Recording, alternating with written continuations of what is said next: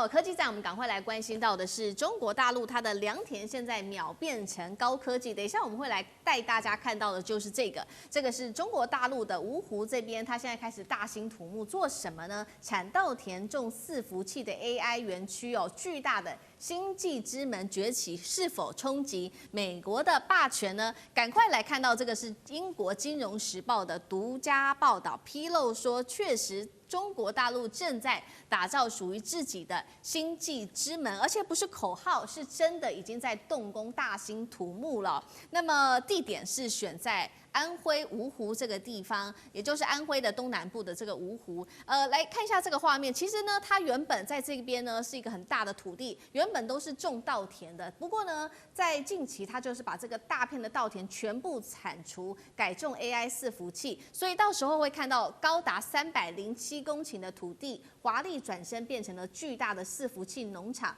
巩固中国大陆 AI 强国的地位。来，赶快看到它的资金跟哪一些企业一起来做，资金超过了人民币2700亿元，那么串联了华为，还有中国大陆中国电信、中国移动等等的企业，构成了这个叫做中华树岛。好，那么在上面怎么做运作呢？根据了解哦，这边北京的战略很清楚，就是在全国分散布局，但是它虽然是分散出去布局，但是是把这个管理给集中起来的，靠的就是华为的技术。怎么做呢？把西部这些闲置的处理器，经由华为的技术哦，连接到东部的运算重集之后，让 AI 效能可以翻倍。那么大家也在看说这个官方的标语哦，就是说从西到东10毫秒就可以覆盖住整个华东地区了。反观我们也要来看到，包括了美国，其实也早就有这个星际之门了。当初说砸了5000亿美元搞这个星际之门，但是常常碰到的问题就是财团垄断，集中资源在少数巨头的手上，那么严荡超支不合作，灵活度是输给大陆的。我们赶快稍微比较一下中美的星际之门的优劣势。先来看到这个中国大陆，它是分散式的全国共享运算力。那分散式的资料中心，那美国刚刚提了嘛，集中在少数的巨头的手上，那么金额也列出来了，美国的金额确实还是比较高的。那么中国的技术采用的就是华为的，那么美国呢，则是高效能单一中心扩张，确实看起来比较困难。中国大陆的角色包括了有国家来做统筹，因此补贴的幅度也会比较高。美国当然了，它的监管会比较繁琐，立法会来制走，再来就是灵活度，大陆比较大，美国的成本确实还是比较高的。委员如何看这一场竞赛，谁可以跑得比较远、比较高、比较好？从一开始我就说 AI 一定中国赢啊，这没有好疑虑。为什么？因为中国全世界最大的制造业，然后制造业本身啊，用在 AI 场合所能够发挥的附加价值，比金融业、服务业都要高太多了。所以有的制造业做基础，中国的 AI 的发展，只要不要像过去那这什么清华紫光那种失误的话，用人不当，中国的 AI 一定会成为全世界第一名。距离这个它会很远的，美国没得竞争啦。主要就是在那里制造业的运用。那我们来看看现在所谓的算力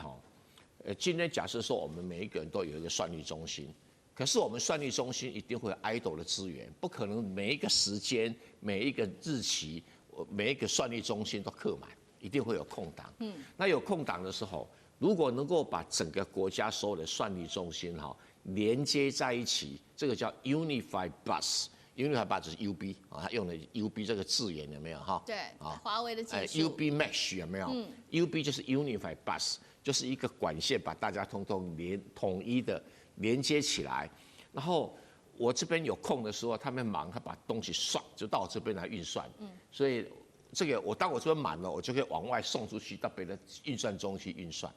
所以表面上看起来，我的整体加总起来的总容量、总运算力也许比较少，可是问题是我实际的运算量会比你高，因为在美国的话，他会发现说，我这边不互通的，我是 Amazon 的。他是 Google， 哎呀，他是谁的？ChatGPT 的，我要老大我怎么可能跟你互通啦，对不对所以变成我可能这个利用率只有70%，他80%，那我们加起来没有中国总量没有你多，问题他打个8折，他整天都满的运算整天都满的，所以是用这个概念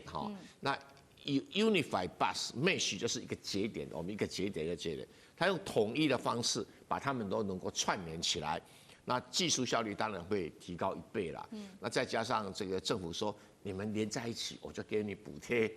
有的这么一个诱因啊，我的补贴不少，30%，这补贴不少哈，所以等于全国共享运算力，没有那种单独隔离的运算力中心啊，不管你是阿里巴巴的啦，你是什么百度的啦，你是华为，你谁，不管是谁设了，那你也知道中国大陆的社会主义，中国特色社会主义就是你通通连起来就连起来了哦，所以争论不大。那这个你丢了这个370亿美元哈，它的效果，你丢5000亿搞不好还不如人家，再加上电力互相运用跟输送。市民，我这边没有电啊，赶快送过来哈，对不对？我这边多余的电啊，一将军我抛过去，所以电力稳定，供给永远充足，然后运算呢，大家可以怎么样？互相分享，不会有塞车的情形，这一点非常非常的重要。但是这一套对不起啊，只有中国政府出来弄才弄得成，要不然你那财团每个人的竞争不得啊，比如说。Google， 我就是要把 Microsoft 打垮 ，Microsoft 我就要把 Amazon 打垮，我要独霸天下。那用这个中国式的方式，就是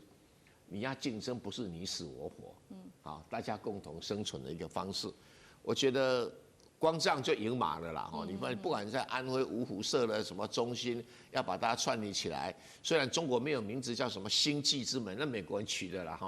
，Skygate 啊什么的，好，不管它 Stargate， 那是你家的事，但是这个方式。中国是一定赢。好，你要发展 AI， 你要发展这个算力，重点都是背后的这个电力。那确实，现在自己美国也承认，他们的电力确实早就已经碰到问题了。这是能源部自己说的，他说电网10年来几乎都没有增长，然后它的核电厂一建，居然建个10年都还没有建好。但是反观中国大陆18个月最新统计新增的核电容量等于是美国的总增长。那他们这边也做了一个估算，到2030年，中国核电的装机量达到1.13亿千瓦，会超越美国全球第一。那俄罗斯这个时候竟然也出来喊话，他说要来帮助中国大陆全面超车美国。杨老师怎么看？对啊，如刚才蔡委员所说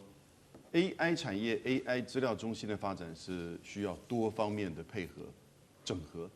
那除了制造业，除了就是设计整个串联UB 的这个系统之外，那现在2个关键，第一个当然就是 AI 芯片嘛，这个中国现在在突破。第二个呢就是电力的问题，那这个电力，那尤其是像刚才那一套 UB 的系统的话，华为的，它就会大幅的减少电力的浪费，因为空置而使你的电力浪费，然后呢设备这个闲置。所以呢，它所需要的电力呢，相对于在美国或其他的这种设计呢，要少很多。可是电力必须要讲，依据就是国际原子能总署它报告，因为就是今年的4月，它是说2024年 AI 资料中心用电占全球总用电量大概只有1.5%，但是到了2030年5年之后会1倍，会来到了整个日本的总用电量。然后呢 ，Deloitte 就是勤业。会计师事务所，它的预估在2023年的时候呢，整个电力资料中心用大概是4个就是 GW，GW 就是这个吉瓦。那但是到了2035年呢，差不多10年之后呢，就会来到123个 GW， 也就是30倍之多。因为不止中国大陆，不止美国，全球都在做这个事情。我们台湾呢，我觉得台湾现在很紧张啊。我们台湾大概去年总发电用电数大概是2833亿度，那这里面将近57%是工业用电，10%就是台积电。预计大概5年之后，台积电的用电就会占台湾的总电量15%。这个时候你还再加AI 资料中心，那这个困难就非常的高。所以电力，人家说 AI 力就是国力。但电力就是国力啊，因为 AI 力其实依靠大数据、大模型然后呢，整个这个还有呢大电力，你才做得到。所以 AI 的这个资料系统并不是那么简单，它是全方面、方方面面的，就是需要，尤其在电力这一块，那中美之间的竞争呢，我觉得会越来越明显，这个差异存在的。好，现在在算力、电力有关于 AI 的发展是由中国大陆的政府来完全掌握了，几乎是高补贴来做统筹。那另外一方面，它同时也把这一些晶片大厂给统合起来，一起要打这个叫做群狼战术，不要走就是单一一个企业强就好了。那我们来看到它的晶片的战又怎么打？有几个消息，第一个消息是阿里巴巴平头哥晶片，现在根据了解已经供应72%资料中心处理器。再来就是华为的生成晶片了，被大陆现在国际大量使用，准备3年推出4款新品，要打造超级节点。最后是百度、新创公司也一起加入了。怎么看这个中国的晶片之路？将军，我先这样讲好了哈，这个 AI 是算力是未来的国力，但是美国现在占全世界算力的3/4是在美国，那中国只占15%而已，那其他还有10%分散在日本、韩国还有中东这些国家。那中国来讲，其实在算力部分是平常讲是远远落后于美国。那为什么会这样落后呢？其实现在来讲的话，主要关键倒不是说基础不行哈，基础来讲中国有它基础，譬如说我们讲说伺服器，我们现在讲说是阿里巴巴。世界上面有4朵云嘛，科技的云，那其中包括亚马逊、Google 还有微软，那阿里巴巴是唯一中国的一朵云。什么叫云呢？就是它在一个地方做了很多伺服器，然后譬如说我们现在手机，我们现在要看一段影片，好，我们常常要问什么问题，然后其实我们会透过网络的连接，然后到这个伺服器帮我们计算以后，把这个资讯再传回来给我们。那这个伺服器事实上是很庞大，那中国盖在什么地方呢？盖在所谓的内蒙这些地方，盖了很多伺服器。但是原来的这些伺服器，由于里面的晶片运作功能效果比较不彰，虽然说花了很多钱，但是成效并不是很好。那现在来讲的话，阿里巴巴要投入来讲，我觉得这个有几大，它跟华为来讲比较起来有几个它的具备的优势。你如果要发展 AI 这种云端的运算的能力来讲，有几个条件。第一个很简单，就是你钱要多嘛。你如果说钱不多的话，你根本就不要想，因为这是大资本集中的。所以我们这次看到阿里巴巴它要投入多少钱呢？它投入将近3000亿这么高的资金来讲的话，那当然这个对它来讲的话，以后有这个成本，它可以找人才，可以购买晶片，可以改善机器哈。所以这一个。第二个来讲的话，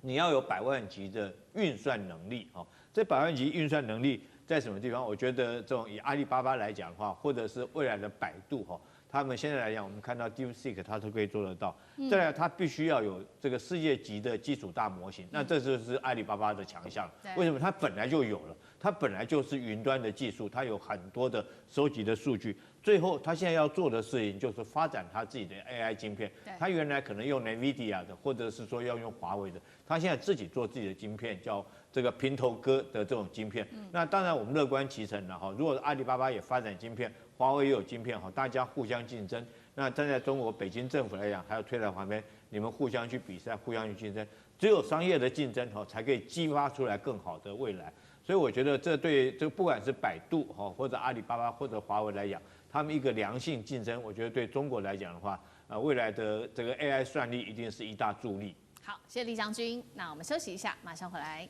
地缘政治、美中之争、战略价值、强权崛起、小国生存，现在与未来洞悉事件走向，掌握世界脉动。